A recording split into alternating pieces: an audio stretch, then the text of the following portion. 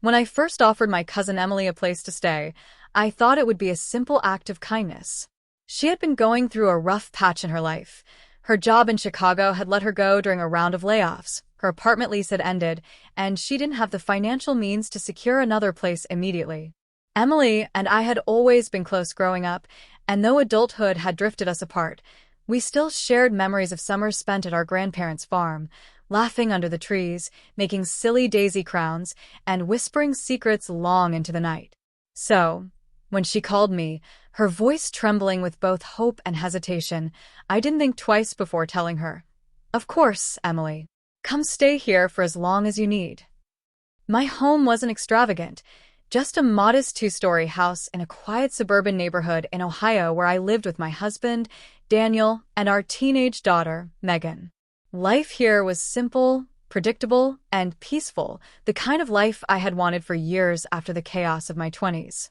Daniel worked in construction management, a job that kept him busy but paid well enough for us to be comfortable. I worked part-time at the local library, which allowed me to spend more time with Megan, who was busy navigating high school life with all its drama and pressures. When Emily arrived with her two worn-out suitcases and a hopeful smile, I felt proud to open our door to her. She looked tired, the kind of tired that went beyond sleepless nights. It was the weight of carrying disappointments, uncertainties, and unspoken fears. I hugged her tightly, whispering, "You're safe here."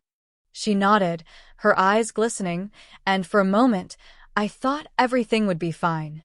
At first, her presence was a blessing. Emily helped around the house, cooked meals when I was too busy, and even spent time with Megan, who adored having someone to talk to who wasn't her mom. They laughed together in the living room, watched shows on Netflix, and sometimes Emily even helped her with math homework that I could no longer remember how to do. Daniel welcomed her too.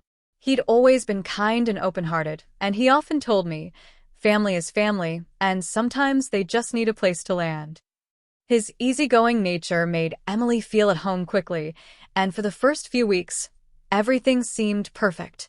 But as the weeks turned into months, I began to notice small shifts, subtle things that at first I dismissed as my imagination. Emily had a way of involving herself in situations that didn't quite need her input. For instance, she began making suggestions about Megan's routines, what she should eat, how much time she should spend on her phone, and even how she should handle friendships at school. Megan listened, sometimes with more attention than she gave me. One night, when I reminded Megan about her curfew, she sighed and said, "But Aunt Emily thinks I'm responsible enough to stay out a little later. She trusts me." That comment stung more than I expected. I brushed it off at the time, telling myself that Emily was just trying to be supportive. But deep down, I felt something shift, a line that had blurred. It wasn't just with Megan either. Emily and Daniel began spending more time together, innocently enough at first. They'd sit at the kitchen table discussing his work projects, or she'd ask him for advice about job applications and interviews. Sometimes I'd find them laughing in the living room at some shared joke while I was still finishing chores in the kitchen. One evening, I came into the room and heard Emily say, "You're really good at explaining things, Daniel. I don't know how you manage everything so calmly."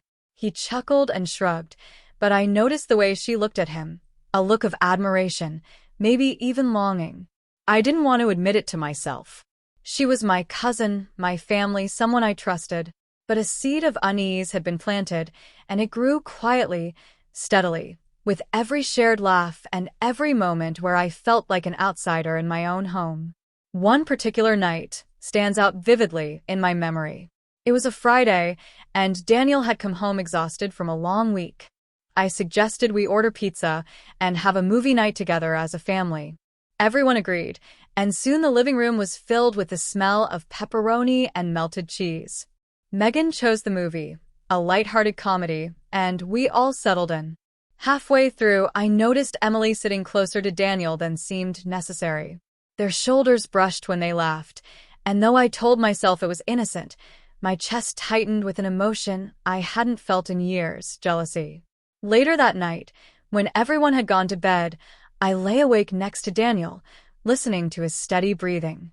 I hated myself for even entertaining the thought that Emily might be trying to involve herself too much, not just in Megan's life, but in Daniel's as well. Yet the unease wouldn't leave me. Days turned into weeks, and the tension built quietly like a storm waiting to break. I began noticing how Emily's compliments toward Daniel grew more frequent, about how hardworking he was, how she admired his patience, how she wished she had someone like him in her life. Daniel, in his usual oblivious kindness, didn't seem to notice the weight of her words, or maybe he chose to ignore it. But I noticed. I noticed everything. The breaking point came one afternoon when I returned home earlier than usual from the library. I walked into the house to hear laughter coming from the kitchen. As I stepped in, I saw Emily and Daniel sitting at the table, sharing coffee and what looked like an inside joke. There was nothing inappropriate happening, but the intimacy of the moment hit me like a punch in the gut. It was the way they leaned toward each other, the way Emily's hand lingered on the table close to his, the way their eyes met in unspoken understanding. I cleared my throat, and they both turned to me, startled. "Oh, hey, honey," Daniel said casually, as if nothing was out of place. Emily smiled, a little too brightly, and quickly busied herself with clearing the cups. That night, I confronted Daniel. My voice trembled as I asked, "Do you not see what's happening? She's involving herself too much with Megan, with you, with everything in this house. It feels like I'm being pushed aside." Daniel looked at me with genuine confusion. "What are you talking about? She's just grateful, that's all. She's family. You're reading too much into it." But I wasn't. Deep down, I knew what I felt was real. It wasn't about an affair or betrayal in the physical sense. It was about boundaries, about respect, about the delicate lines that make a family function. Emily had crossed those lines, maybe without even realizing it, and Daniel was too kind-hearted to stop her. The next day, I sat down with Emily. It wasn't an easy conversation. My voice shook as I told her, "I love you, Emily, and I wanted you to feel safe here. But I can't ignore how things have changed. You've involved yourself in ways that make me uncomfortable. I need you to understand that this is my family, my home, and some boundaries have to be respected." For a long moment, she said nothing. Then her eyes welled up with tears and she whispered, "I'm sorry. I didn't realize. I've been so lost, so desperate to feel like I belong somewhere again, that maybe I clung too tightly. I never meant to hurt you." It wasn't easy, but we found a middle ground. Emily started focusing more on rebuilding her own life. She eventually found a job at a local office and moved into a small apartment of her own.